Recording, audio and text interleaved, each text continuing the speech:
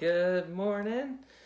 I'm excited to be here with you on this Wednesday morning, sharing a little bit about my leadership development program. Man, when I discovered this, it completely changed everything for me. And when I was able to share it with others, it has transformed their life as well. So a lot of times when people think of leadership development program, the first thing they think about is maybe reading books, maybe taking classes, going to seminars, asking mentors, asking advice, Google, YouTube, anything to get some leadership material in their hands. And all of those things are good. But what I found, I've gone into offices where they've got all of these leadership books and they're tabbed, they're marked, I mean, it looks like they've just studied and studied and studied, but they're still struggling to see transformation in their team and transformation in their life. And so while I was working through all this, I was like, man, how can I grow my leadership? How can I truly transform? If that's not it, what does it take? Well, my mentor, John Maxwell, who's been mentoring me for the past 10 years, through the John Maxwell team, but also about 20 years through books as well. We were sitting in a room, there was about 120 of us, and everybody's really frustrated they were trying to grow their leadership development business. And they were like, John, they don't know your name here, they don't know this, they don't know this. And he kind of got frustrated, and he held up one of his books, and he grabbed it. I'll just grab one right here real quick for you. He grabbed one of his books, and he held it up, and he said, if this hasn't transformed you, it won't transform anyone else. And I took that and I started reflecting on it. If this hasn't transformed you, it won't transform anyone else.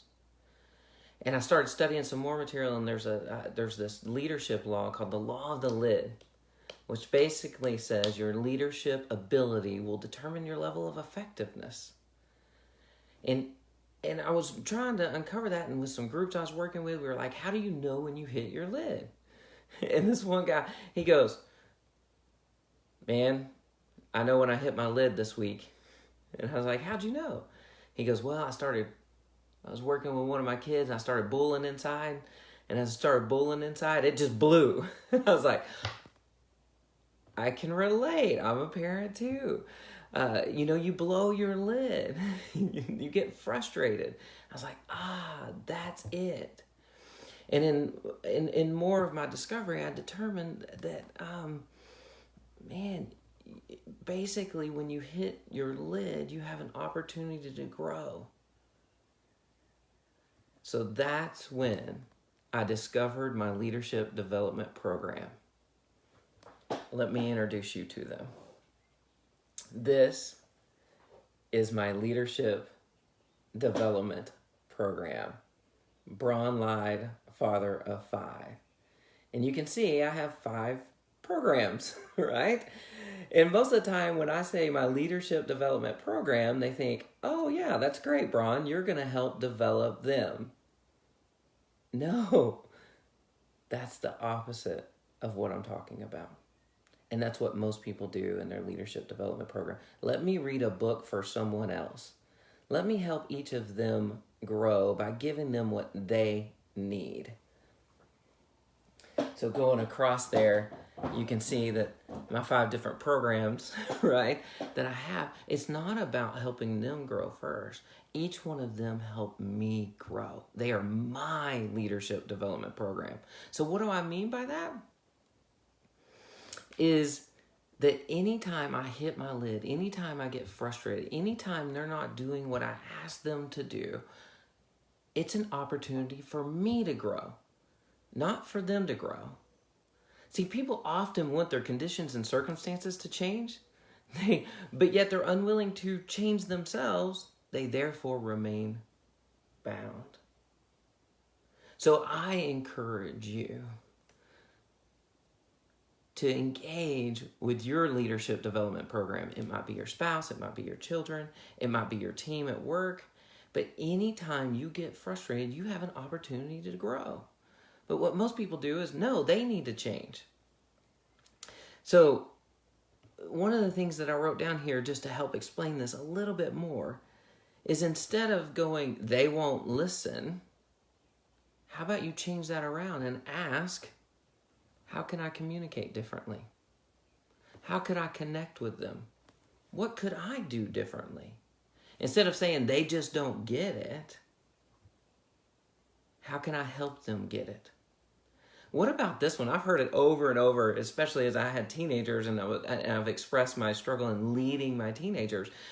I've heard, well, they're just teenagers. You only have to deal with it for so long.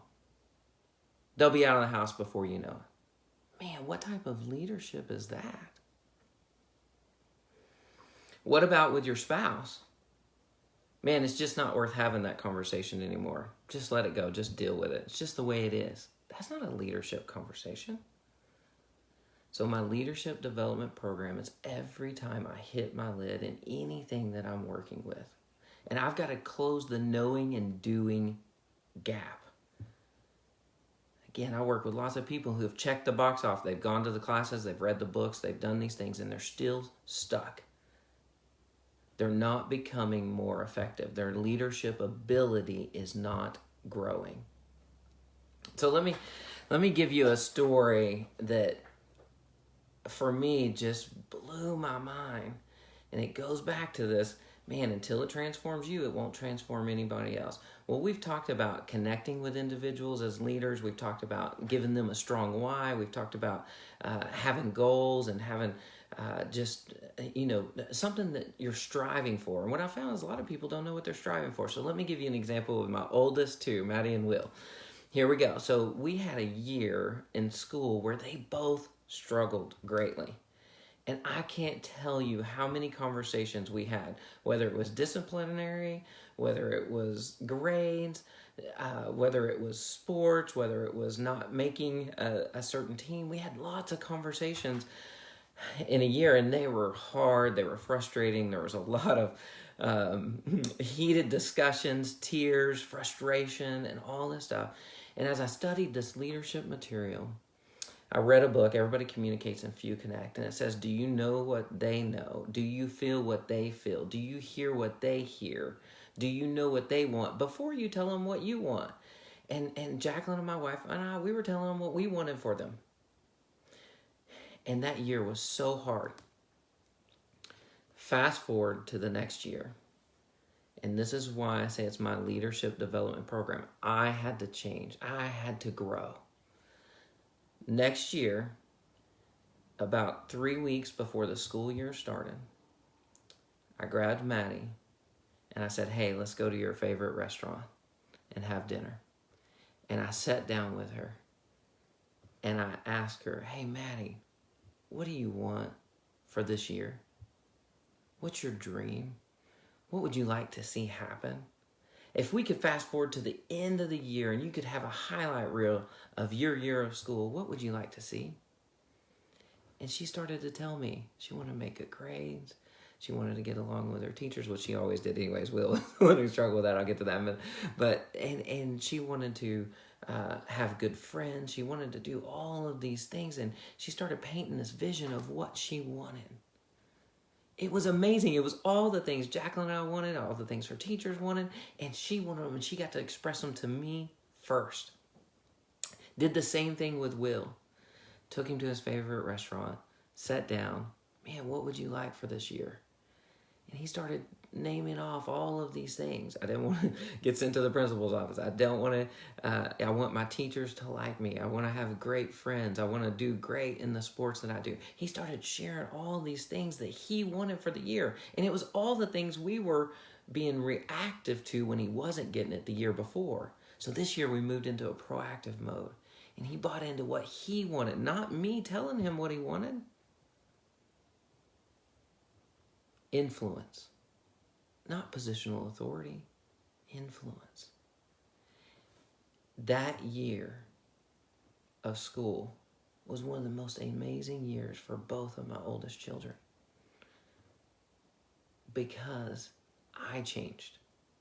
I did something differently. I learned how to connect and how to communicate and ask them questions, got into what they wanted first. And that's just one little story. I've got so many I could tell you. I want to tell you just one more to finish. Have you ever looked at somebody and go, you make me so mad? I've done that to my children. And it went against everything that I had taught them. That wasn't leadership. If they can make me mad, then it's not my choice to get mad. So I've stopped saying that, right? And I quit allowing them to control me, and I led from a different stance. It's made all the difference in the world. I've got story after story after story how my leadership development program has helped me engage in a process of growth that has helped me become more effective in all that I do. So my encouragement to you is to take this material that you read or that you go into and find a way to apply it.